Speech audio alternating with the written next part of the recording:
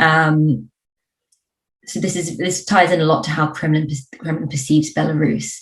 Given where Belarus is located, it sees Belarus as kind of strategic buffer to NATO presence in Europe.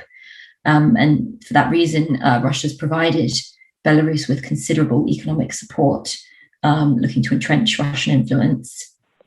Now, for the past couple of years, Minsk has sort of tried to build ties with both the US and the EU in a bid to kind of financially benefit from leveraging rivalry between the West and Russia.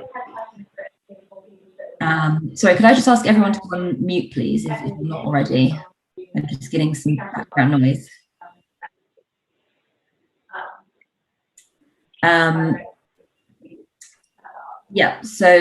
Coming on from that, obviously that was the kind of previous direction Belarus was looking to take. However, since last year, you may have seen the presidential election in Belarus was very obviously rigged by President Lukashenko to secure 80% of the vote. After he followed this with a very heavy opposition crackdown, which resulted in EU and US sanctions. Now, Minsk has been, I'd say, further alienated from the international community following last month's forced landing of a Ryanair passenger jet to facilitate the arrest of an opposition activist. This is also very widely covered in the media, so I'm sure you've seen this. Essentially, President Lukashenko, instructed Belarusian officials to warn of a potential bomb threat, forcing the plane to land in Minsk.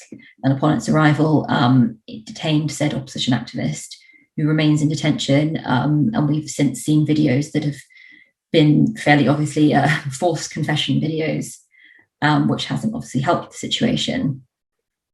Now, EU negotiations for the last week led to a pretty broad agreement on sanctions targeting Lukashenko's regime.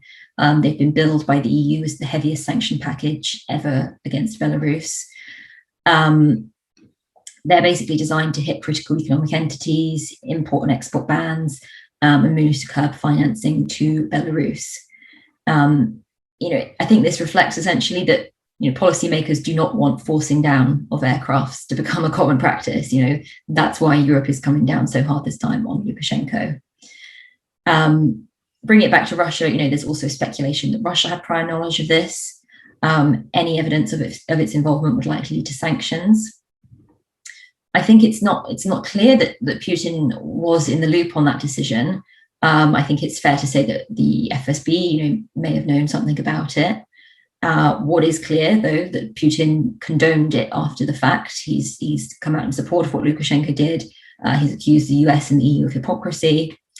And as I say, there may be sanctions on Russia, depending on what it does now in response. So we can kind of see how Belarus is becoming another front in that confrontation with Russia. And for his part, Russia will see the kind of this as an opportunity. Minsk's alienation from the international community as an opportunity to entrench its own ties with Belarus and extend Russian influence. However, there is a question about how much longer the Kremlin will want to pick up the bill for Lukashenko's behavior. Given that there are fears that his days in office are pretty numbered, the way that he's carrying on, and there is such now popular, anger against Lukashenko.